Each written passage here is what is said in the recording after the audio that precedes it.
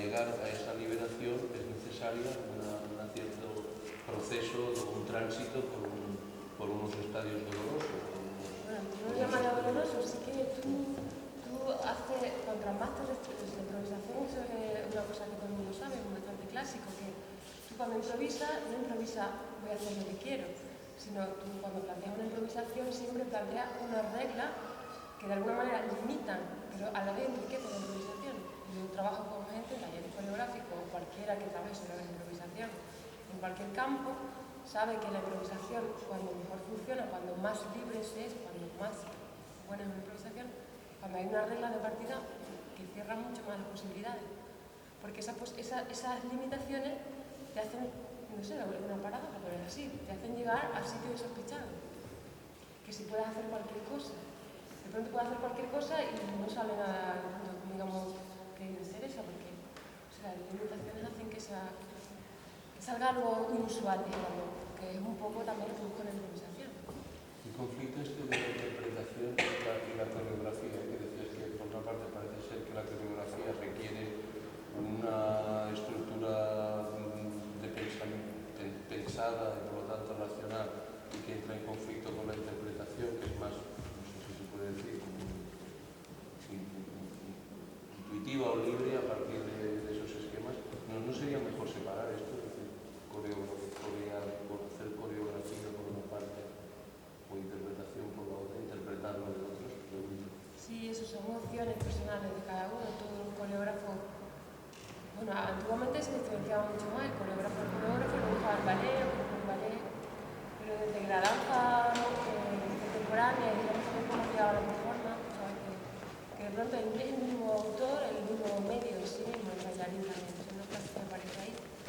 ¿Sabes? Cuando el coreógrafo decide coreografiar en su propio cuerpo. Y entonces la danza contemporánea, una de las similitudes con la performance, por ejemplo, y que una de las características es que el coreógrafo también es el bailarín. Eso no significa que en el momento dado sale el coreógrafo y coreografía a otro, pero como también dijéramos la danza contemporánea, es como una búsqueda de gestos y movimientos propios, siempre es mucho más fácil buscar, bueno, en uno mismo, y entonces uno se convierte en intérprete. Es mucho más difícil coreografiar y bailar, evidentemente, son dos tareas, la del coreógrafo y la del bailarín. O sea, además el productor, distribuidor y técnico tú mismo, y tienes que barrer para los asientos y todo eso. Pero vamos, que de todo se sale.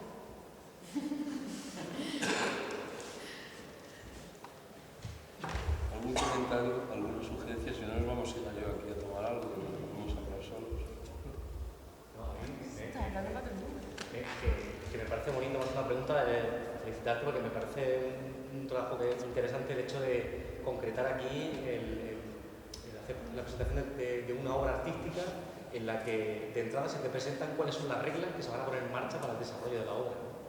Eso también es una deconstrucción de lo que es el arte contemporáneo, ¿no? Digamos que tiende hacia una especialización y cierto hermetismo, y el espectador casi tiene que ser un experto y un verdadero especialista para poder decodificar y entender de qué le están contando. En este caso estamos asistiendo a una deconstrucción de ese fenómeno a través de tu presentación de estas son las reglas y vamos a trabajar sobre ellas. Me parece como muy divulgador y bonito. A mí me parece muy bonito también. No, yo al final hago espectáculo y luego hago el segundo espectáculo que tomaba por el espectáculo.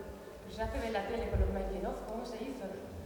Pues yo creo que en este momento el arte así más contemporáneo necesita de este tipo, porque vamos como, no sé, mi amigo Pedro, nuestro amigo decía que estamos con una brecha y nos tiramos tierra encima y la gente nunca puede saber lo que pensamos. Creo que justamente es necesario, por eso podía dar cabida a la coreografía, pero se podían hacer otro tipo de, cómo hago otro tipo de cosas, de artísticas, porque realmente la brecha es muy profunda entre lo que están ahora mismo las personas que digamos, se dedican a hacer trabajo artístico y el que está en el momento del público que necesita de esa unión, de ese puente, porque los artistas no se van a volver atrás, ¿no? Y bueno, creo que es necesario. Y aparte en sí mismo también me parece que es muy, no sé, que a mí me gusta ver cómo se hacen las cosas y no sé, creo que también en sí es interesante como obra misma también. ¿No? Que tampoco es didáctico, pero yo tampoco, por ejemplo, aquí lo he hecho didáctico, pero de alguna manera también había pues, una intención, un poco, pero bueno, de hacer algo con esto, propiamente con esto. ¿Vale? Yo, a la par de esto, además de hacer publicidad, que el día 20 en el Centro Andaluz de Arte Contemporáneo se realiza un homenaje a Derrida y van a haber 6 conferencias, o sea, toda una tarde dedicada a uno de los creadores de ese gran término que es la deconstrucción. Además de decir eso, creo que es, a mí lo que acabáis de compartir me sugiere cosas. Una, por un lado, la supuesta camino de especialización que habrían ido teniendo todas las prácticas artísticas y la experiencia de las prácticas artísticas, el ser experto en determinado tipo de cine como espectador o como receptor, el ser experto en determinado tipo de arte, o sea, si no conoces los códigos es imposible entrar. Entonces coincido mucho con lo que tú decías, que quizá este proyecto que empiezas aquí tiene como visos de futuro y alentar desde mi punto de vista sobre todo no solo desmontar, digamos, lo que sería la parte más profesionalizada del aparato, sino dar posibilidades de quizá también de romper este sistema de espejos que están como muy bien organizados, ¿no? Que todos, como bien sabes, llevan siempre a un punto central, ¿no? En la experiencia de esta tarde, que es, desde mi punto de vista también muy procesual, era en algún momento muy difícil saber quién controla el discurso, ¿no? Es decir, hay un autor o un coreógrafo, pero hay una serie de posibilidades que se le dan al colectivo, digamos, que participa y que en ese sentido invitan a no solo una participación, sino una interactuación y una construcción compartida del discurso en el desarrollo. Y en relación también a esto, en este gran juego parece que hay una causalidad que es muy determinante, ¿no? Que hay como una voz exterior a quien interpreta un sonido, una ópera, una palabra, un concepto, que es quien va siempre canalizando la expresión que luego el intérprete, el bailarín o la bailarina va a hacer. ¿Por qué no cuentas algo al respecto? Es decir, esta especie de insistencia en que vosotros, o el exterior, es quien tiene que, no sé si determinar, pero afectar de un modo muy determinante, muy claro, el desarrollo de lo que va a ser el trabajo.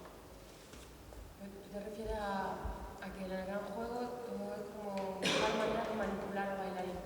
Bueno, es lo de la obediencia, ¿no? Que decía, la mortificación y luego la obediencia, ¿no? Alguien dice verde, entonces suena un sonido y el bailarín, a partir de unos códigos que tiene la bailarina, cumple órdenes, ¿no? No sé si cumple órdenes. No sé si es el mismo perverso aquí, aparentemente cumple órdenes, pero en el fondo no cumple ninguna orden, o ordena ordenar, eso ya no sé si... Ejecuta órdenes y bueno, en realidad el gran juego habla sobre todo sobre la manipulación, porque es una cosa en la que de alguna manera nos sentimos todos incluidos, ¿no? La manipulación por los medios, bueno, no sé, es como un sentimiento muy fuerte que me hace reflexionar sobre eso y entonces ahí hay un campo enorme porque ya empiezas a ver cómo se manipula, cuáles son los gestos que manipulan, ya sea un dictador o un predicador o cualquiera que quiera manipularte usa muchos medios, existen miles de maneras de manipularte. Bueno, en el gran juego pues jugamos con alguna manera. El bailarín siempre es manipulado desde el exterior. Hay unas órdenes que le hacen moverse de determinada manera según los códigos que siempre. Pero lo que sí es verdad, y eso es una paradoja que también se ha dado y que también me alienta a seguir trabajando y que un poco sería una especie de continuación, que bueno, que sí, que tú eres manipulado. Eso surgió en una de las actuaciones, yo estoy manipulada, tengo unos gestos, mano, cara, mano, pierna, el público está alrededor y lo pide como si fuera un bar, camarero. Y de pronto tú estás completamente manipulada, pero al mismo tiempo estás ejerciendo sobre ese público que te está manipulando, pero tú estás ejerciendo un poder como muñeco manipulado. Y me dio una imagen muy terrible y eso es una cosa que quiero estudiar, pues de estos que hay algo perverso en la manipulación, en el sentido de que a veces cuando, no sé, pienso, ¿no? Los grandes dictadores, las personas que han movido a las masas son fácilmente manipulables. Y entonces hay unos códigos que estamos estudiando de estos dictadores que hacen códigos para manipular, pero al mismo tiempo hay una cosa perversa que surge, y que esa masa en sí también está pidiendo ese tipo de manipulador. ¿Sabéis lo que quiero decir? Es más perverso. O sea, es que no es que estemos manipulados solamente, sino que nosotros buscamos a nuestro manipulador, ¿no? Describimos, dibujamos, diseñamos a nuestro manipulador. Sobre todo cuando estamos en masa, ¿no? Y es muy peligroso porque eso nos llevará a las barbaridades que siempre donde estamos metidos, ese juego de... Eso es lo que estoy ahora mismo trabajando. Lo que quizá la danza, como en otro ámbito, la performance, digamos, ofrece como vía de escape a esta causalidad, orden, cumplir o ejecutar una orden, es el hacer mismo del cuerpo, ¿no? O sea, la experiencia del cuerpo. Y también en relación a lo que decías, que cada gesto no es siempre el mismo gesto, y que luego esa gestualidad que supuestamente responde a ejecutar una orden de quien la ha mandado, si ese que impide la orden tuviera que volver a realizar ese gesto, no podría, porque el gesto es, creo, es irrepetible. Es decir, que la vía de escape para mí es que se hagan las políticas del cuerpo, el cuerpo como agente, digamos, divergente o problematizador de esa mecánica, ¿no? Es decir, orden, digo A, pero al no ser palabra o al no ser texto, sino ser gesto, ese cuerpo que está en movimiento, hay un espacio quizá de libertad o de franja, ¿no? de vía de escape a ese esquema de decías que lleva muchas veces a situaciones autoritarias. De esta manera, hay algo que te refiere que es mucho más complejo, porque bueno, yo puedo pensar que el gesto es muy complejo y hay toda una parte que vamos a hablar ahora que depende mucho de la imagen que tengamos. Y esa imagen que tenemos también se puede controlar. Tú puedes saber en qué imagen te concentras para conseguir una determinada intención. O sea, que se puede precisar mucho en el gesto. ¿Sabes? Que es algo que no es tan cada uno hace de una manera. Tú puedes precisar solo, o sea, con la parte física puramente, pero también con la parte mental. ¿Y qué papel jugaría la memoria visual en eso entonces? Pues es muy importante porque hay todo lo que he dicho antes, si no se ha entendido, lo vuelvo a decir. Hay toda una parte de nuestra musculatura que es la que hace también nuestros movimientos, es una musculatura interna. Y esa musculatura interna está como controlada por una parte que está cerca de la fantasía. Quiero decir, es lo que he dicho antes, esto es una cosa física, pero hay una intención que es el equilibrio, que yo no pienso en que tengo que tener un equilibrio, yo ya lo aprendí. Y eso es una imagen de tu equilibrio, una imagen corporal de tu equilibrio.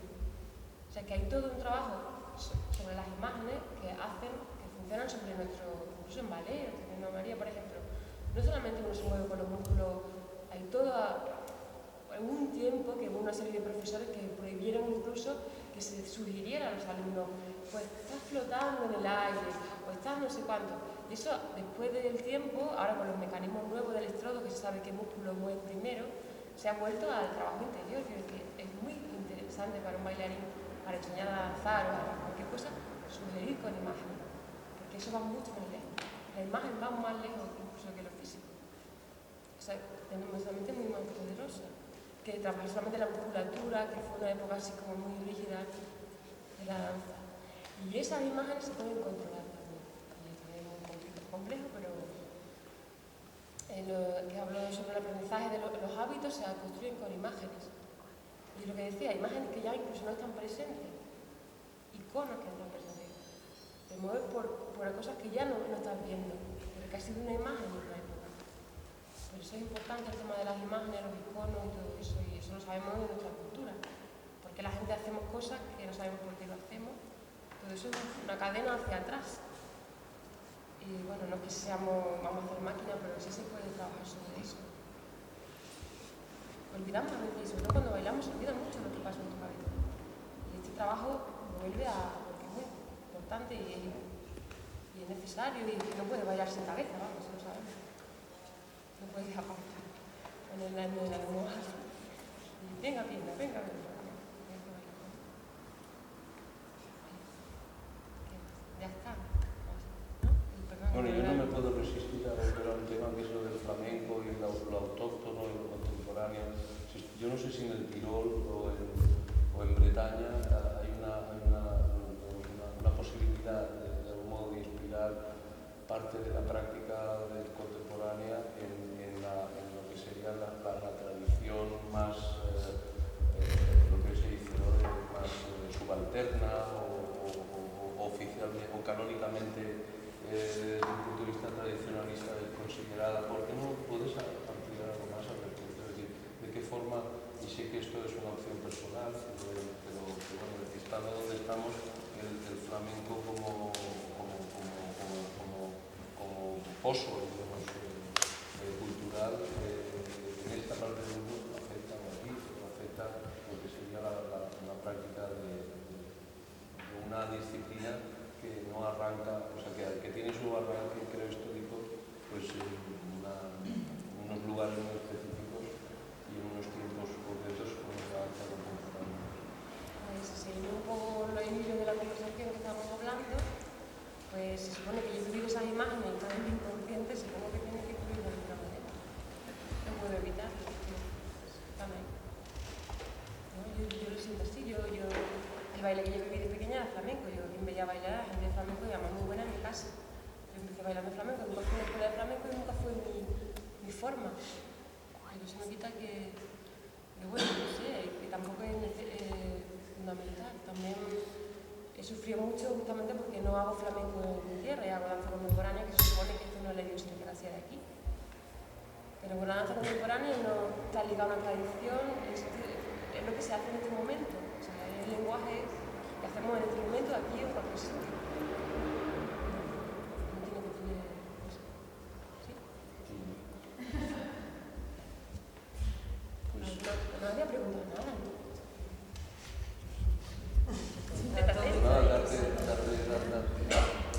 Ya lo sabéis todo el mundo, ¿no? darte las gracias. Sí, ¿está claro? ¿No me he hecho mucho lío? ¿No me he hecho mucho lío? ¿No me he liado mucho? No, lo único que no se veía bien el monitor, pero vamos, el resto.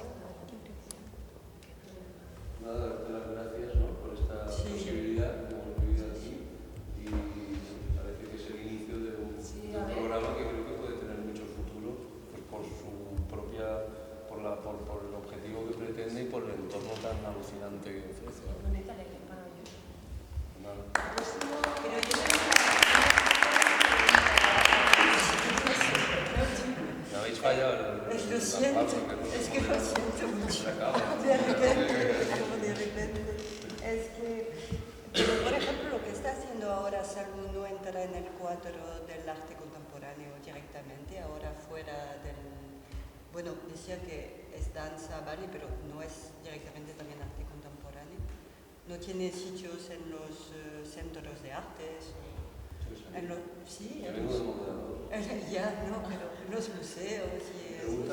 Personalmente creo que las nociones arte contemporáneo, música contemporánea, arquitectura contemporánea están siendo y pueden ser y los tiempos ofrecen mucho revisarlas y que eso es un proceso que no es fácil, pero que está ahí, quiero decir que sí, que creo que sí, que por qué no puede tener lugar en un espacio, digamos, en un espacio simbólico considerado convencionalmente el arte contemporáneo. Lo que pasa es que también hay unas claves, unas historias y unos protocolos, unos métodos que también hay que revisar. O sea, no creo que se trata solo de hacer hacer arquitectura en una piscina o hacer natación en un convento. Creo que es un tema muchísimo más complejo, pero se está trabajando en esto. No, yo estaba más bien pensando en un alumno de Bruselas que conozco de una escuela de arte que ha hecho su último examen, es una cosa de danza directamente, él ha bailado, él ha hecho una coreografía, ¿no? Pero eso decía que ya se está... Sí, ojalá que hubiera arte es lo que vamos interesante. Ha tenido su tiempo. Bueno, El concilio. no lo veo muy difícil. Me siento más cómoda en sitio que no son, cada vez más en sitios que no son teatros propiamente. O sea, justamente porque como busco otra relación con el público, pero eso es evidente, hay mucha gente que ya está buscando eso. Y creo que los mismos teatros también buscan cambiar y ser movibles, ¿no? ¿Sabes? Que eso es lo que se vive ahora un poco. No sé, me gusta más hacer así, menos formal, ¿no? La entrada, el ticket, no sé, creo que las barreras se pueden... Creo que son las propias producciones artísticas las que van dando señas y caminos, ¿no? Es decir, alguien como la Ribot, que conocéis todos, ¿no? Que en algún momento decide que no quiere, por lo que sea, usar en primer lugar teatros, bueno, está trabajando en el centro Georges Pompidou, ha trabajado, está haciendo su trabajo no sé si en la Tate Modern también, en Londres, en lugares que supuestamente no son los que dan cabida a eso. Pero creo que sobre todo son las producciones artísticas las que van forzando, espero que así sea, o siga siendo, vamos, las que van forzando las convenciones de utilización y de definición de espacios de mediación artística. Es importante, ¿eh? Nos tomaban la espalda y ya nos ha partido casi todo esto. No, por eso. Bueno, el próximo, el 14 de mayo.